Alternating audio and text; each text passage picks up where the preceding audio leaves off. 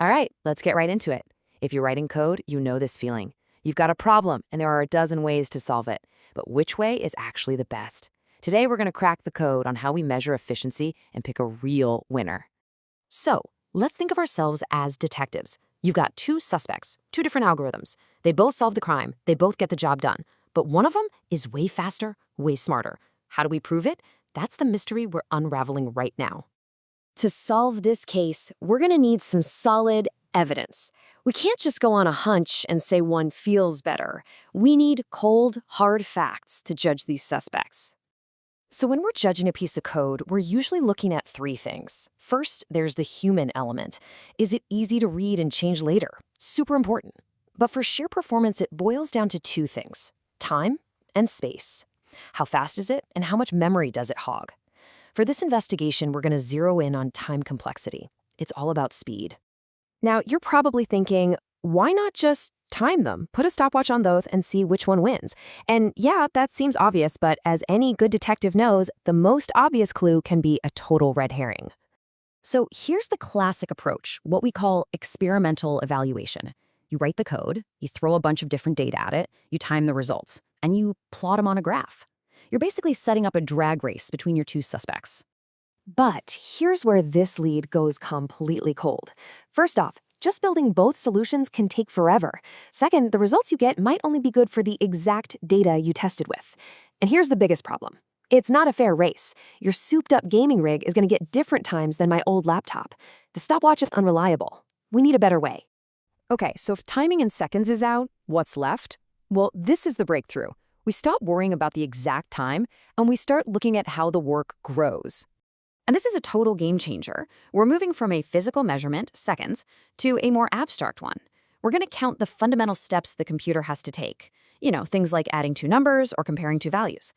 This works the same on any machine anywhere in the world. Let's make this real. Say you have a function that adds up all the numbers in a list. Instead of timing it, we count its steps.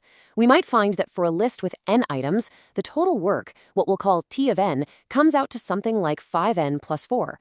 All that means is it does about 5 operations for each item, plus maybe 4 little setup steps. And this chart shows you exactly why that matters. As our input n goes from 100 to 1,000,000, look what happens. The number of steps grows in a perfectly straight, predictable line. That little plus 4 at the end, it becomes totally meaningless. The part that's really driving the work is the 5n. That growth is the real story. Now let's zoom out. This graph, this is the whole thing right here. It shows us different kinds of growth curves. Look at those lines on the left, the ones that shoot straight up. Those algorithms become useless fast. But the ones on the right, they scale gracefully. They can handle bigger and bigger problems. We need a way to talk about these different curves. And that, my friends, is Big O notation. This is the secret language that lets developers talk about efficiency in a way that everyone understands, no matter what computer they're using. So, what is Big O really? Just think of it as the worst-case scenario. It answers a simple question. As my data gets massive, how bad can the workload get? It's all about understanding how your code will behave when it's really put to the test. And here's the secret sauce that makes Big O so powerful. We get to ignore all the little details. That 7n and 7n, or that -2, when n is a billion, they just don't matter.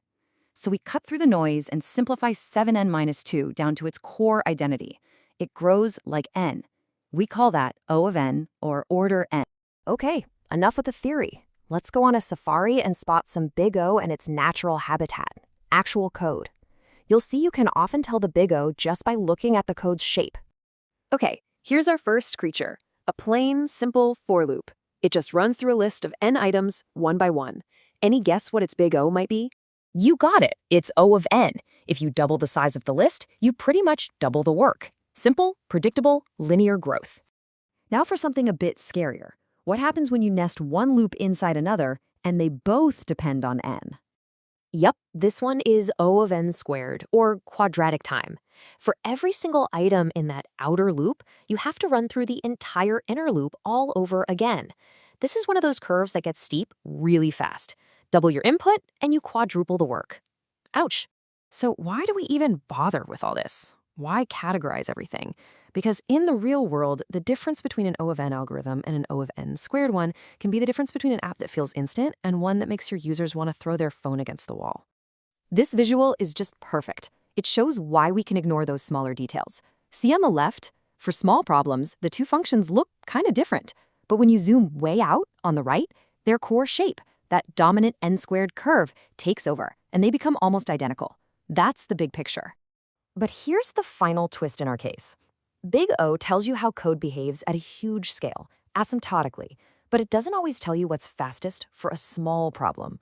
Sometimes an algorithm that looks worse on paper is actually faster for the kind of data you're dealing with today. Check out this table. Algorithm A is O of n, so it should be the hero, right? Better than B's O of n squared. But look, for an input of 1,000, algorithm B is 10 times faster. That huge constant in front of A really hurts it on smaller problems. They don't even break even until you hit 10,000 items. The takeaway? Context is king. And that leaves us with the final, big picture question. Understanding all this isn't just about finding the best algorithm.